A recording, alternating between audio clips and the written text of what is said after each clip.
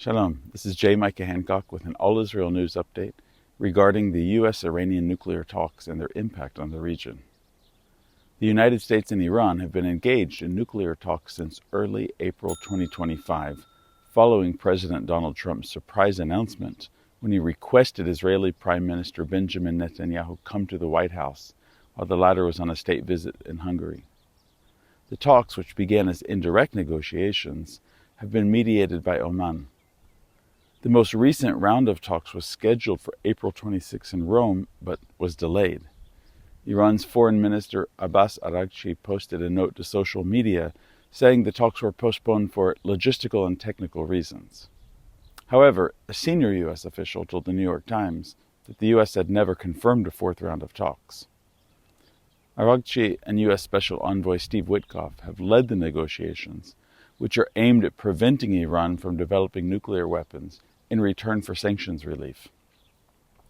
Progress on the talks has slowed, and Araghchi recently indicated that the two countries may not reach a deal by Trump's 60-day deadline set in March. The talks also exposed some high-level differences in the U.S. administration, with Witkoff apparently representing a more diplomatic approach, while others, such as Secretary of Defense Pete Hegseth and Secretary of State Marco Rubio, are using more hawkish tones. The announcement of the delay in talks also coincided with President Trump removing National Security Advisor Mike Waltz, who had demanded a complete dismantlement of Iran's nuclear program. Waltz's replacement is uncertain, with Secretary Rubio stepping into the role temporarily. Witkoff recently said that the talks could resume with the upcoming visit of President Trump to the region. The U.S.'s primary concern is preventing the development of nuclear weapons by Iran. Iran has enriched uranium to 60% purity, close to the 90% needed for weapons-grade material, raising fears of a potential breakout.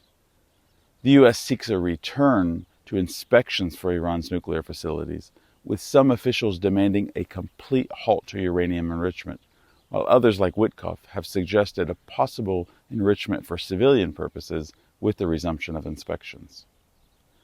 Additional concerns include Iran's ballistic missile program and its support for regional proxies such as Hezbollah and Hamas, which threaten the U.S. and its allies.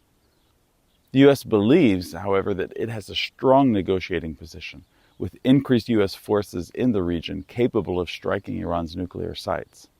Additionally, following the Israeli destruction of much of Hamas and Hezbollah and the U.S. bombing campaign against the Houthis, the Islamic Republic can no longer use the threat of proxies with the same level of intensity. Iran, for its part, insists that it has the right to enrich uranium for peaceful purposes, and Araghchi has said the issue is non-negotiable.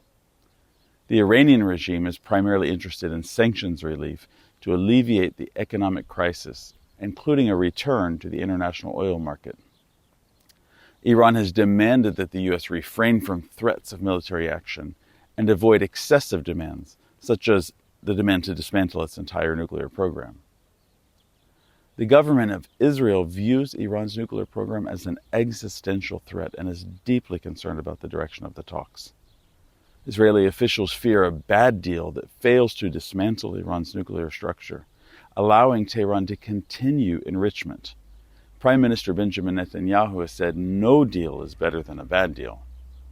Despite U.S. assurances, Israel has reportedly not ruled out a unilateral strike on Iran's nuclear facilities with or without U.S. support.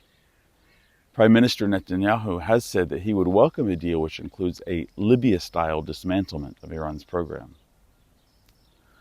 The U.S.-Iran talks also complicate U.S. efforts to negotiate a security deal with Saudi Arabia.